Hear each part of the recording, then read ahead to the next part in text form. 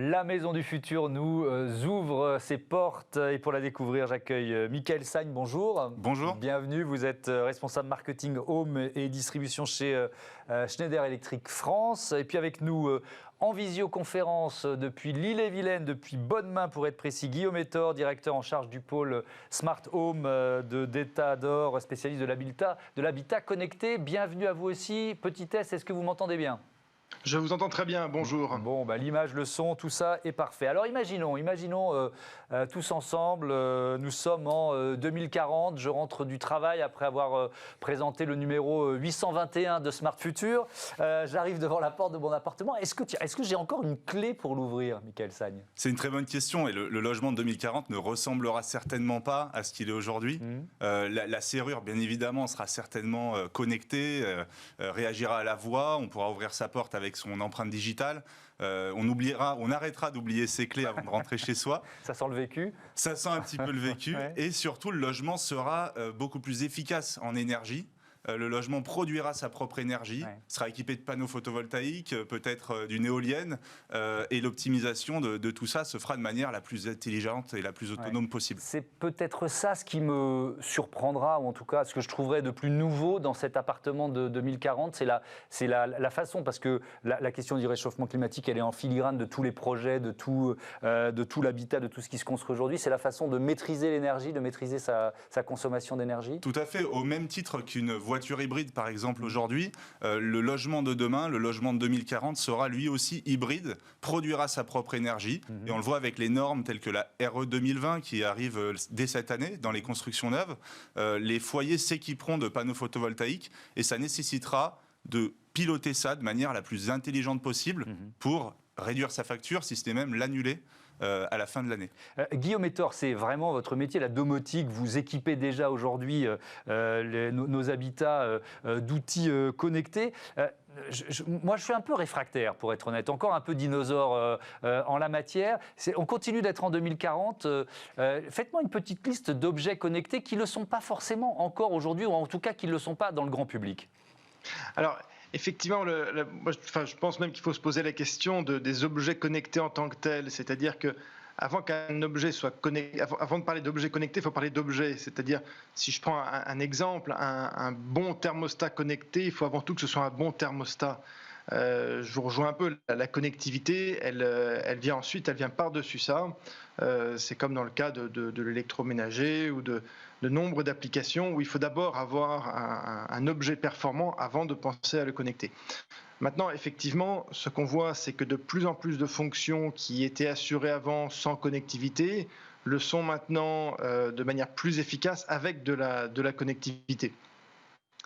Si je reprends l'exemple du thermostat, le thermostat connecté, il va être capable de s'allumer, de s'éteindre en fonction de la présence des occupants. Il va être capable de détecter la présence des occupants.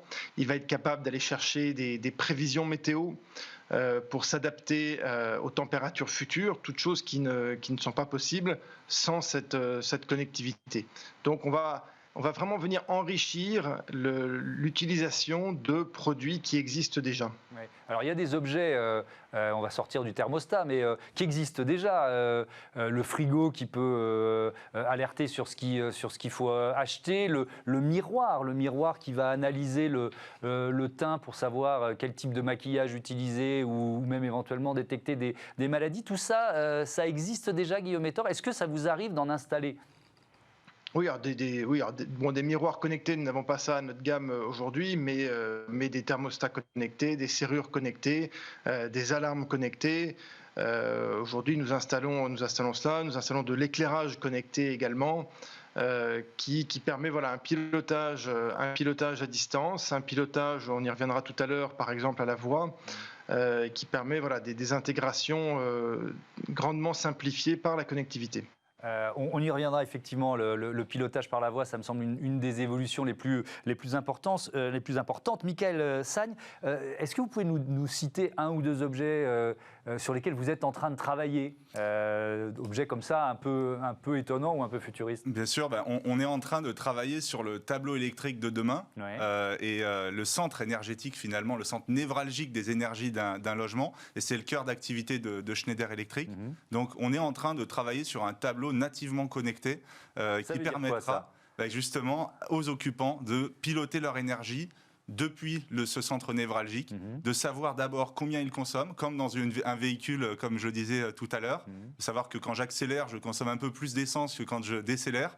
Pareil dans son logement, quand j'allume mes radiateurs, quand j'allume ou que j'utilise plus certains équipements, je sais combien je consomme en euros.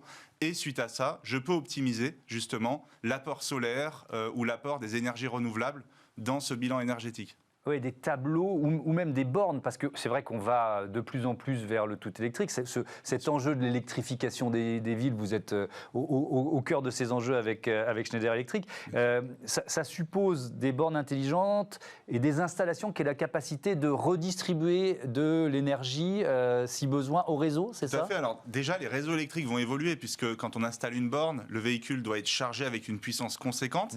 Donc les abonnements aux fournisseurs d'accès d'électricité vont être différents. Les infrastructures électriques doivent évoluer pour supporter ça sans risque pour les utilisateurs. Et c'est d'abord la sécurité qui doit être garantie avec les réseaux d'installateurs professionnels qui déploieront ces produits-là.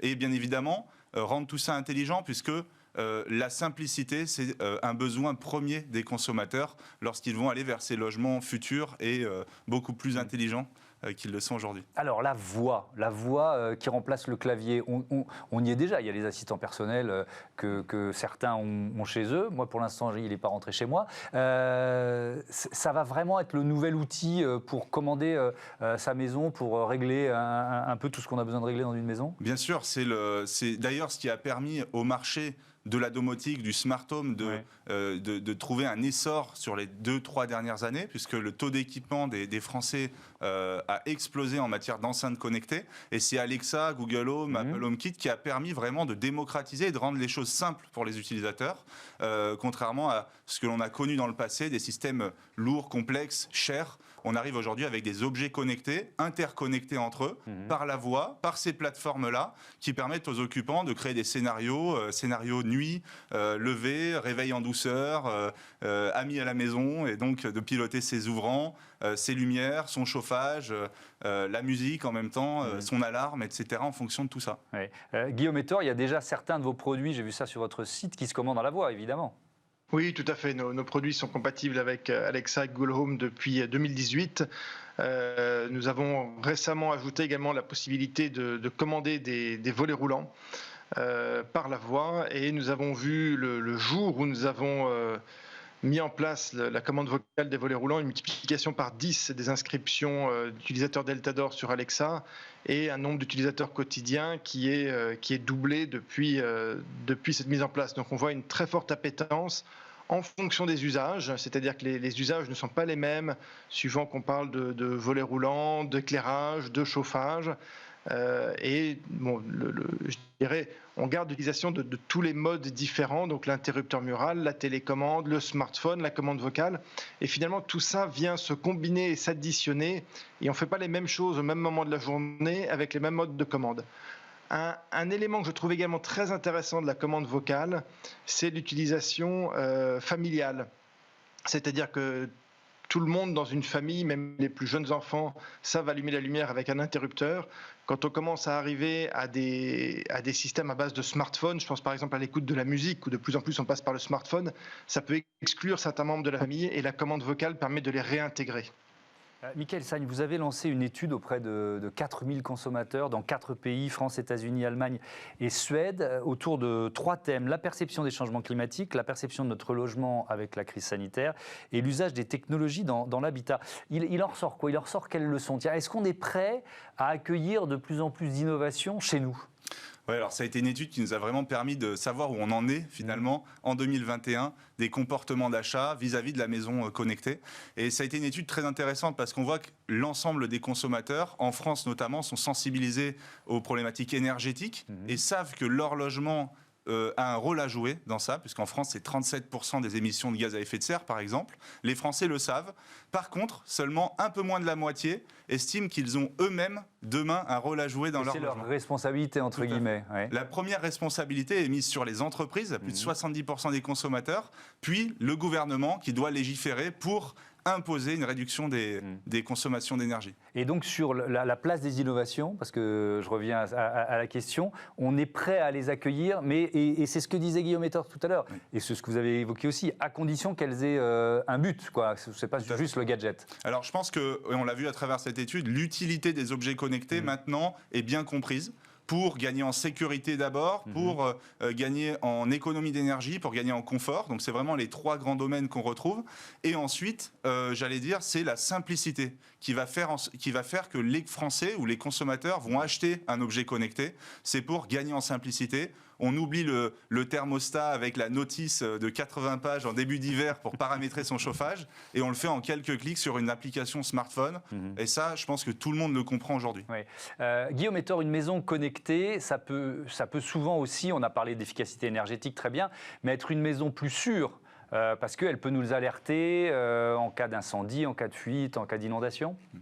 Alors tout à fait, voilà, on est passé du système d'alarme un peu traditionnel qui sonne au système d'alarme relié à une centrale de télésurveillance, à maintenant l'alarme connectée qui est toujours reliée éventuellement à une centrale de télésurveillance, mais qui alerte également directement les occupants lorsqu'ils sont absents d'une intrusion, et avec toutes les fonctions, je dirais, supplémentaires qui donnent plus d'utilité à l'alarme, parce que finalement une alarme on l'installe et on espère surtout qu'elle ne serve pas. Avec l'alarme connectée, on va introduire de nouveaux usages pour savoir qu'un enfant est rentré de l'école à l'heure, pour avoir plein d'informations sur les entrées-sorties de sa maison et pas seulement sur les intrusions. Et Guillaume Etor, puisqu'on parle de sécurité, la question de la sécurité de ces objets connectés, elle est réelle contre un piratage informatique. Comment aujourd'hui sont-ils protégés ? Alors effectivement, cette question-là est de plus en plus au centre des préoccupations des utilisateurs. Nous intégrons, nous, la cybersécurité dès la conception de nos produits, puisqu'effectivement l'attaque informatique est une des causes d'indisponibilité d'un produit.